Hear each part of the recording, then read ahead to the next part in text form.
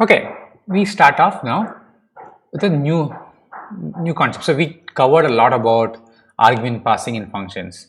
Now there is one key thing a function does, and that is we're going to cover that. That's the return statement. So we finished up last time with side effects. We did say side effects are not necessarily a bad thing. But if the changing of the environment is a side effect, then what is the main effect of a function, right? So if a function does not have a side effect, why would I call a function, first of all, right? So if it's not changing anything outside, then why call it? The main effect of a function is that it can return something, right? So let us first understand what return means, right? And why would a function want to do it? The function uses the return keyword for returning. Very obvious, right? So a return statement does two potential things. What it does is it immediately stops the execution of the function and returns the execution back to the caller. It is a return, right? Obviously, so it just returns. It also provides, the second thing obviously, it also provides a way to return back data to the caller. And this is what is the main effect of the function. The fact that a function can transform and return some output is generally considered the main purpose of a function. So it takes some input, transforms it, and returns some output. That is considered as the main purpose. You would surely be writing many functions that return nothing, and the only real reason for calling them is their side effect. So from a perspective of getting work done through a function, the side effect might be the main event in some of these functions, right? But from a perspective of software concepts, the function's return value is considered as the main effect, right? And other environment changes happening inside the function are called side effects. And there is a good reason for to think like this, right? The main effect or the return values lead to an explicit change, right? It's very clearly followable code. So it is very explicit. The code is very explicit. You call it, it returns something. It is very explicit code. It's very clearly understandable and followable code. Side effects have the tendency to conceal what might turn out to be dangerous. I was telling you earlier, right? Potentially, I mean, not all of them, but conceptually, from a perspective of software engineering, software development, side effects can be dangerous, right? It is not visible because of that. So a function which doesn't have any side effects is also called a pure function, right? There are other criteria, but this is the most important one. So it doesn't have side effects, it can be called a pure function. Now let us get deeper to know these two purposes, right? Let's get deeper. So first one obviously is to exit the function, right? So let us get into some examples. I'm going to use PT-Python now.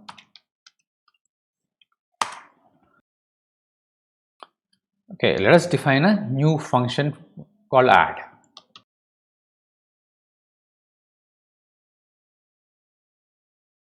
So I created a function and I called it. So I have used the return statement at the end of the function, and this is supposed to exit the function, and it works obviously. But in this case, the return statement does not really add much value, right? Given that the function is going to exit anyway just before that, right? If it was not there, it was still exited because that the last line was already done. The function runtime would have just anyway returned the control back to the caller. So when does the return really have a value? Let us take another example. Now we'll use the age-old, we'll use a file. Let us go open it. I'm going to create a new file. So I'm calling it return.py. And I'm going to use our old age commenter code, right?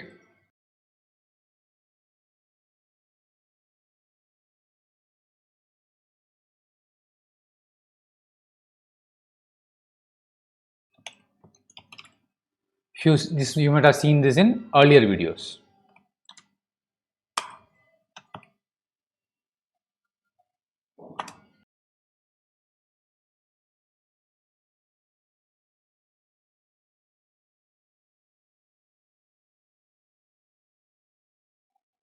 Okay, got my age commenter done. Let me call this function so that we can get some output.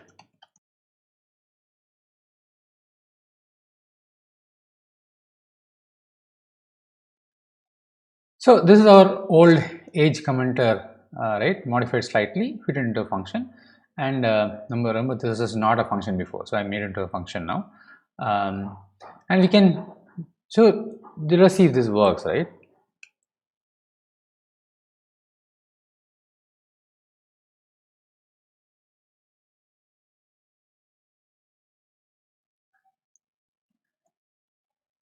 So I'm just going to exit this,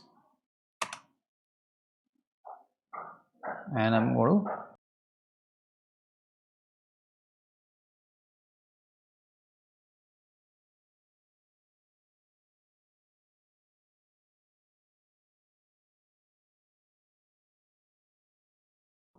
Okay, there is a mistake.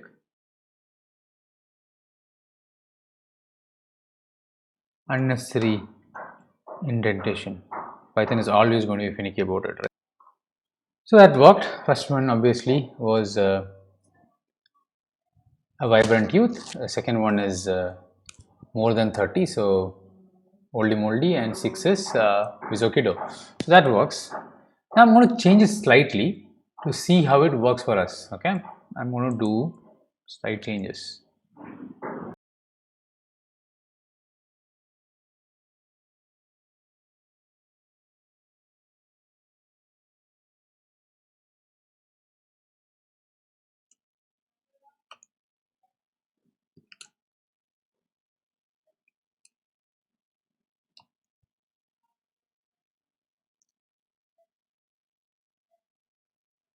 Now let us actually execute this and see. Works exactly like before, but there is a difference, right? The difference is that now I just have a bunch of if statements instead of an else if and else and all that. So this actually is more easy to understand and readable, at least to me, because you don't have to each condition sort of lives on its own and does not depend on another condition. So if you use an else if, you are saying that it should not be the previous condition and it should be this condition. So the else if is sort of linked to every other if, right? But here, because I use the explicit return statement, once a condition is met, then I do whatever is required and I get out, right? The other conditions are not executed. So I don't have to really worry about, oh, there are a bunch of other conditions and use else if and all that. I know if a condition is met first time, it will be whatever needs to be done, it will be done and the function will come out. So that is why you don't need any else ifs. So a return statement will allow us to exit a function anywhere in the body of the function. So I have used returns multiple times here. So anywhere, if it means, or if the case of say the first one, when we got 28, it would have said, oh, age less than 0, obviously not, age less than or equal to 12, obviously not, age less than 20, obviously not, age less than 30, yes, it is so. It will print vibrant youth and immediately return. It won't go to the last print, and I don't even have a condition for that because I don't need, right? Because everything else, everybody else is anyway, the else is not required, because if it was, if any of the other conditions had met, something would get executed, the print would have happened and the function would have returned immediately, right? So this comes in very handy to make the code readable and simple, right? Let us take another example. Let us say I'm just going to create, I mean, just for you to visualize. So if I create a simple interest, so let us say I'm trying to do a calculation like simple interest. The first thing you want to do is ensure that the data which is provided to you is useful, it's correct, right? It's valid. If not, you will not be able to calculate. I'll show you half an example just that you understand.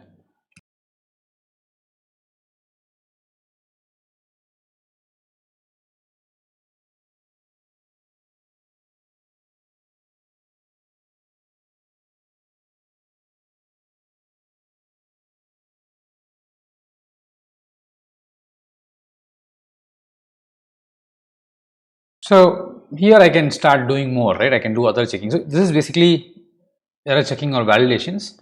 Do more of them, and then you can go into actually doing the simple interest calculation. So you see here, my input checks are done before I do the calculations, and when the input checks are not meeting, right, they are not meeting the required criteria, I print an error and I return immediately. So this allows, this allows it to be much more easy for you to also write the code, because you don't have to, you're already checking for these things upfront and immediately returning, and somebody who reads the code also finds it easy, right?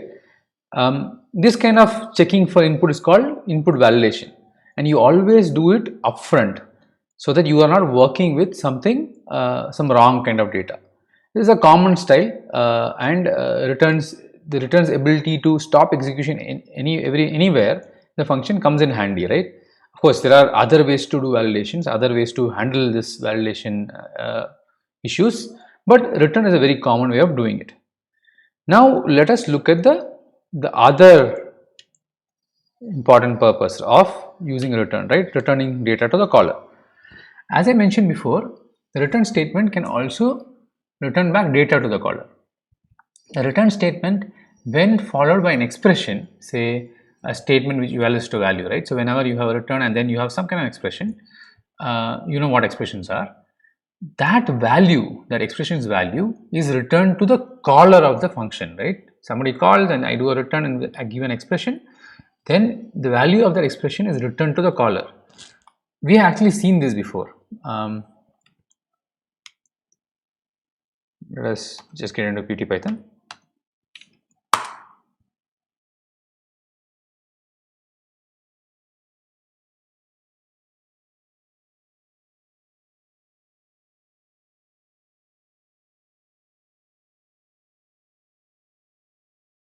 The return keyword is followed by an expression, right?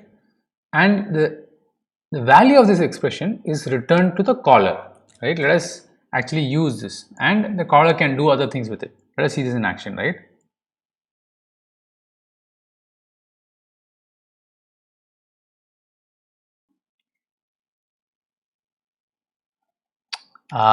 See, mistake.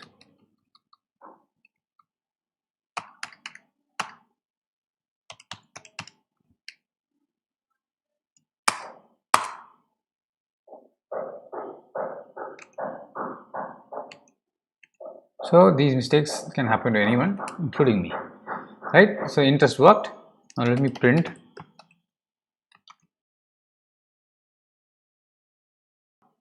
So now what we have is, we have an assignment statement to the variable interest, and the output or the return of the function is stored in it, right? Interest basically represents the evaluation of the function. The function, once you call the function, that evaluates to what it returns, and this is why it's called the main effect of the function. You call this function with something and it returns this particular value. That value is called as the main effect. That is what the function evaluates to, right? A caller can use it in other expressions too, right? I could have, so the same thing, I have a principal defined here,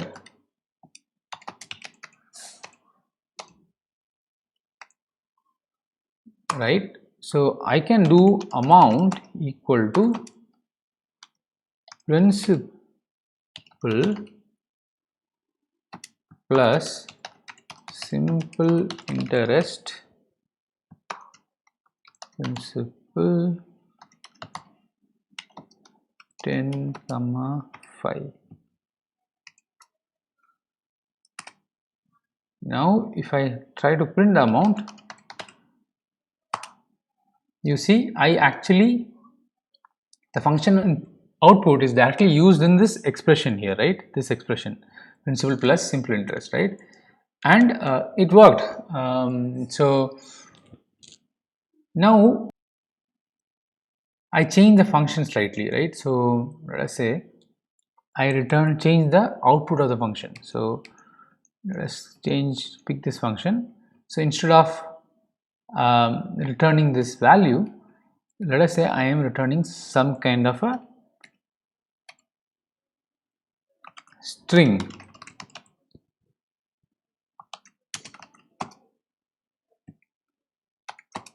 I obviously cannot concatenate a number with a string. Python will not allow that. So I'm going to cast it. Now, great, this is fantastic. I changed the simple interest. Now if I try this, what do you think will happen? It will not work because the function is evaluating to a string, right? So it does not fit into the new caller expression. So function returns a string. The caller expression is actually trying to do a concat of a number plus string. So earlier inside the function I was casting to string. Here I am not casting outside, right? So it will not work. Python will say you can't do this. You can't take an int and string and do a plus among them. So functions can return any type of object, right? It could be integer, it could be string. I just showed you a case where it's I once returning an integer or a number, and second case it was returning a string, right? So it can pretty much return any data type. You can return list, date, anything, right? And you can even return multiple items from a function. That's a very cool aspect of Python, right? So what you can do is this same simple interest function. Now what actually happens is when it returns multiple items, it is returned as a tuple to you, and you can use tuple unpacking to get the multiple values. Let me show you this. I'm going to change that function again. So I got these three things. I actually don't want to stringify this, so I'll actually pick the older version of the function, because here.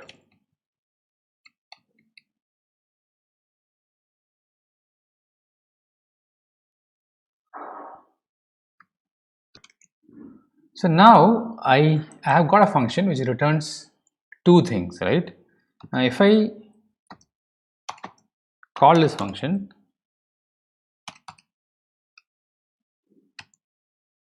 and pass some values, let's see what A has. So as you can see, A is a tuple, right? I can actually show you the type.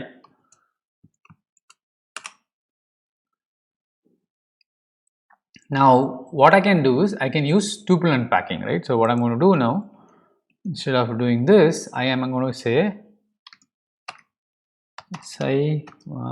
amount am. Now great. So now I got SI and AM separately. Now lastly, one last thing. So if a function is not returning any data, just a plain return statement, it is still actually returning something. It is actually returning the none object. Remember the none type which we talked about? So if let us take another function. Let us do this simple hello function.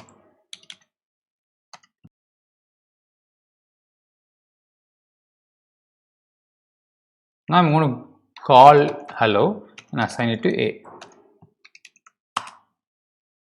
That is the output of the hello function. Now let us look at the type of A. It's a none type. So if I can do this, be true. So removing a return statement will also give the same thing, will not change anything, because without return it is just returning as a, so it will work exactly the same thing. You can just try it out if you want, right? Now I want to just go back and look at side effects once again, right? We all saw this thing, right? So we saw this doubler.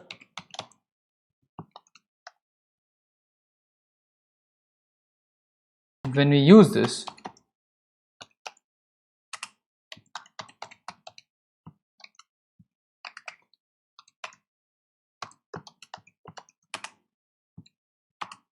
I think nothing changed, right?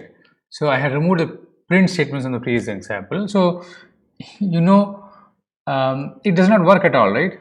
The caller doubled the value, but the value does not get doubled outside. Now that we know some of these things, let us just try to change based on what we understood from our concepts of return and all that. So let us go to change that doubler function.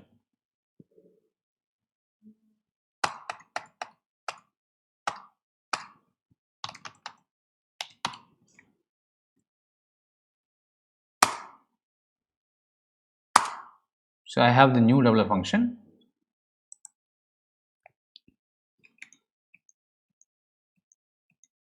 X is 20. Now watch me.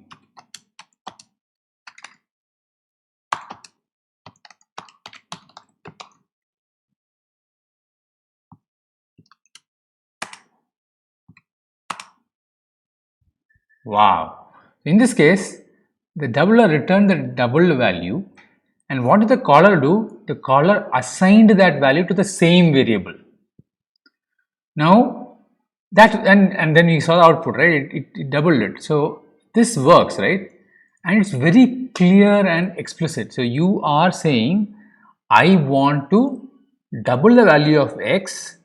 So I'm calling doubler and I'm assigning the output, the main effect, to x itself. So that main effect is now stored into the same variable and you are getting the doubling effect, right?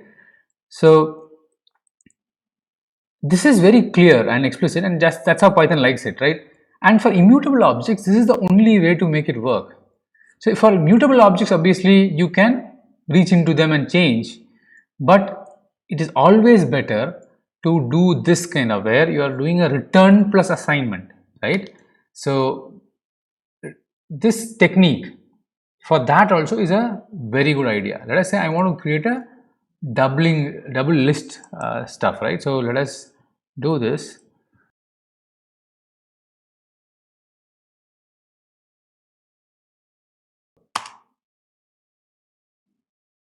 So I got the double list. Now let us use it.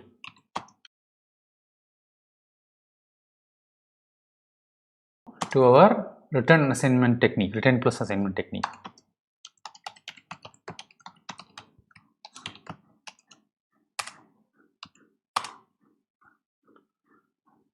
Works perfectly. So with this technique, we no longer need to rely on side effects for getting our work done, right? So the functions can work without having to reach out inside, and this is very clear and explicit.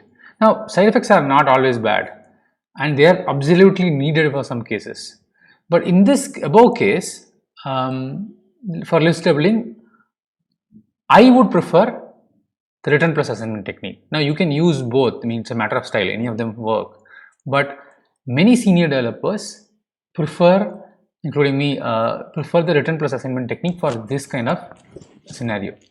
I'll let you to decide, but do give it a good thought because it allows you to understand things more clearly and explicitly. So we have done whatever we want to do for functions. So I think we have covered a lot of ground. Now let us start thinking bigger. That's the key thing now.